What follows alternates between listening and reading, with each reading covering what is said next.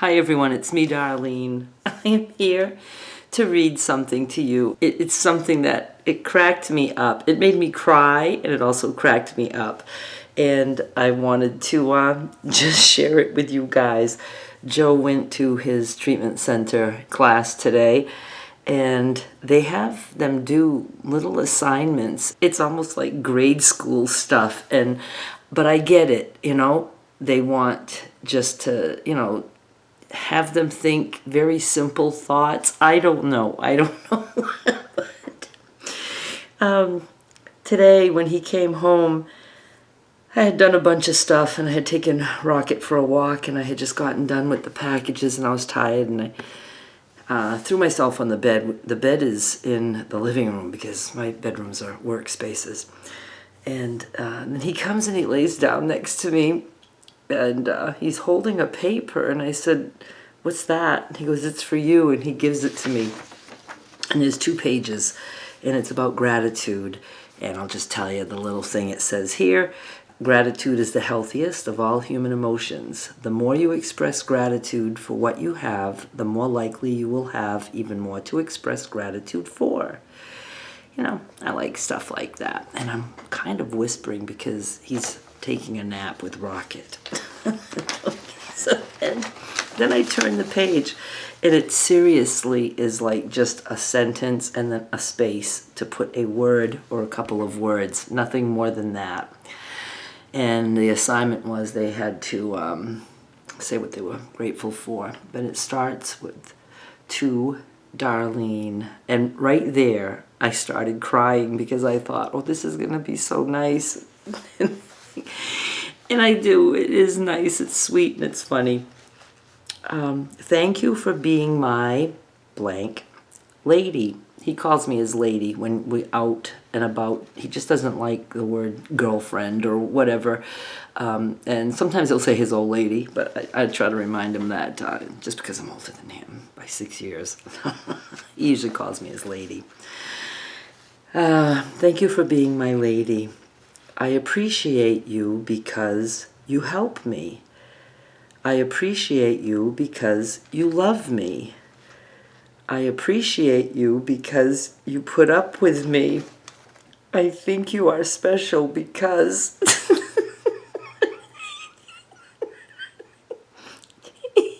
he left that blank.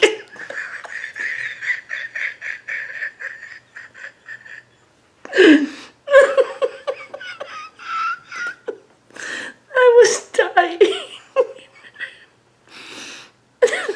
So when I was reading it, I skipped over it. Didn't say anything. And then I just went on. There's just a few more things. You make me laugh when I'm depressed. I have fun with you when we're working together. I absolutely loved that he put that. You are important to me because you love me. And when I think about you, I feel love. And so after I was done, I said, you couldn't think of anything that was special? And he goes, what are you talking about? And I showed him. He said, I never even saw that one. So he apparently just skipped it. But it was cracking me up. I was like, I think you are special because... No, you ain't special, girl. I just thought it was so funny, and I just wanted to pass that by you. But yeah, that's I don't know. I mean, they certainly aren't making them write any essays, but I get it. They just want them to start, I don't know, being grateful for things. I want it to be grateful. Yeah, that's my Joe. So yes, he is doing his more intensive. Oh, it cracked me up. I keep wanting to say daycare because I feel like that's where he's going. All the little lessons that they have are like that. It's like, I'm surprised they're not like having to draw the hands on a clock. I don't think even any kids do that anymore because everything's digital. Oh, and I'm not making fun of that. It's just, it was so funny that he has all these answers, but a special one, just, I'll skip that and get back to it later. Oh my goodness. But yeah, so he goes now 5 days a week because they want to try to adjust his meds, and they just want to have him around a little bit more because he was doing good, but he'll have some sudden mood swings, and it's not just bipolar, it's his diabetes that's playing into that a lot. So I don't know what they're going to accomplish, but I'm just so happy he's getting any help at all. He does really well in group therapy and group sessions because he's really good at that with AA. He's used to that, and they're there for a lot of different reasons, the people, and a lot of them are there for drug and alcohol. Now Joe is there just for mental health issues, bipolar, post-traumatic stress, and he feels good because they will have him talk to the ones who are struggling with drug and alcohol, because he's been sober 28 years, clean and sober. So he loves that. He loves being able to talk to people, and he talks about AA and says anybody who wants to go, does not want to go alone, you can come with me and my lady.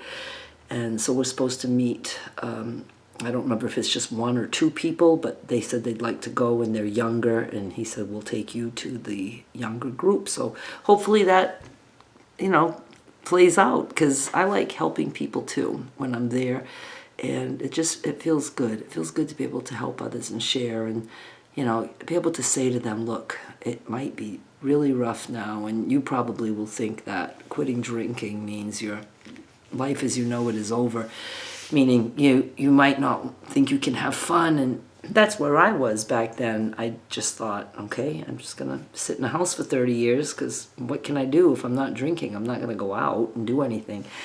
I should have gone out a long time ago. But anyway, you know, I'm really proud of the fact that he is willing to go through all this. And, you know, he really wants to not be that bipolar guy who can lose his mind and say crazy, crazy things. And I've been watching, and again, it kind of cracks me up, but I mean, it's not nice to laugh at somebody's mental illness, but what I'm learning about bipolar is that, you know, meds can really change. And I watched this woman and her brother, they're in their like 20s, he might be in his early 30s, I think she's like late 20s, and they're both bipolar, and they're both on meds, they're both pretty stable, but even the woman, she'll go off track. I mean, you know, she'll just be not around, you know, no videos or anything like that, no TikToks. And she'll come back and say she had to be hospitalized for a little bit. And they'll tell the stories of like when the brother's not in that mode and she is, you know, when she comes out of it, he'll tell her like all the things that she'll say, and, you know, and she'll say the same about him. And they just, it's so funny, the stuff that they come out with, and they're there and they're laughing hysterically, sharing the things that they say when they're in that bipolar spiral. I don't know what to call it, but I'm learning a lot about it. And now I handle it as, I don't take it personally at all.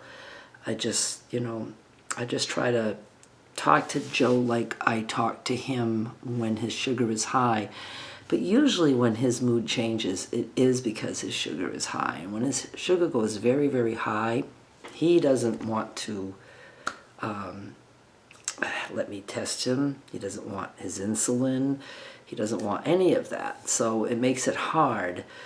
And he makes it difficult for me to help him at that point. So I'll do things like take a walk with the dog, or just try to get away from him a little bit, or I'll just sit and talk to him and try to change the subject. I'll talk about all kinds of things. And sometimes that'll bring him back around. But anyway, I just... I'm going to keep this forever.